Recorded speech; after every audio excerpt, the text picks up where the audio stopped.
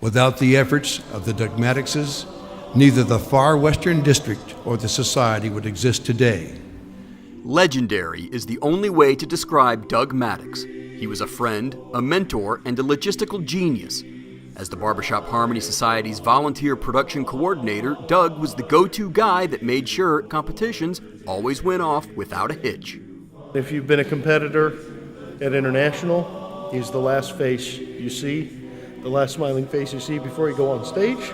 Doug was a society member and leader for over 30 years. He was a director in the mid-70s, and in 1985, after winning gold with the vocal majority in Minneapolis, he joined his beloved Masters of Harmony and quickly rose to become a shining example of the society's values: hard work, family, and showmanship.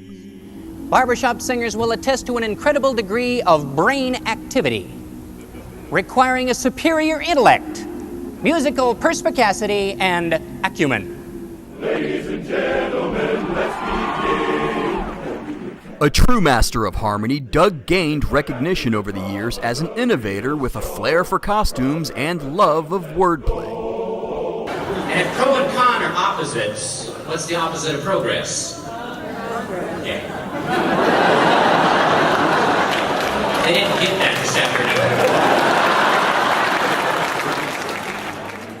But it was his backstage and organization skills the society put to use when Doug agreed to produce all international competitions for free, a job he and his broom became famous for. He's the kind of guy who would walk out to sweep something off stage and get applause.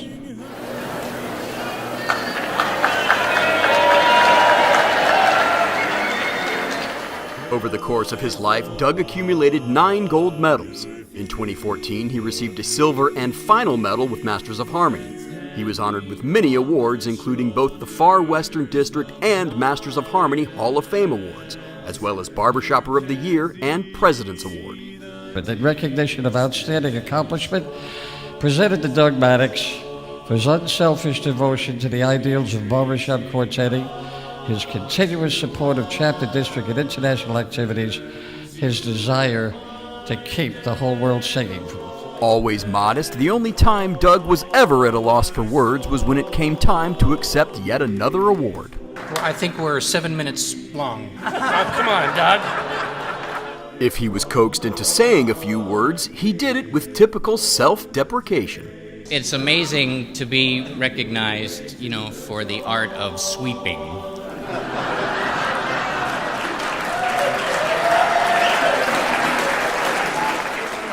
Barbershop was Doug's life. Even as his health declined and he could no longer perform, he showed immense dedication as he continued to support his brothers in Masters. He retired from the risers, but still never missed a rehearsal. As we ramped up to Vegas, when we earned our silver medals there in Vegas, we presented him with his as he had earned it. And just to show you that his sense of humor was with him all the way to the end, he wheeled out his cart and took his silver medal, and it was kind of the last time we saw him. He said, "You know, and I know, that if I had been up there, this would have been gold."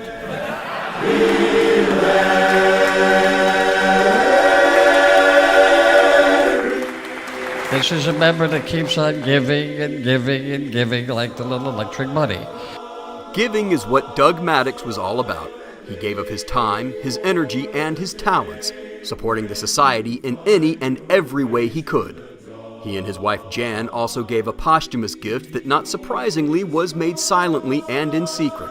Their gift of nearly $300,000 will go towards continuing the society's mission to connect people through charitable giving, to enrich lives through singing. Doug is a shining beacon of living life to the fullest and what it means to be a barbershopper. He was and is a legend, though he himself wouldn't admit it. I always said I wanted to be somebody. I should have been more specific. Doug, you were somebody. You were husband to Jan, you were a brother, a friend, volunteer extraordinaire, and philanthropist. This Maddox family gift will be celebrated for generosity of spirit and selfless example to others. The dream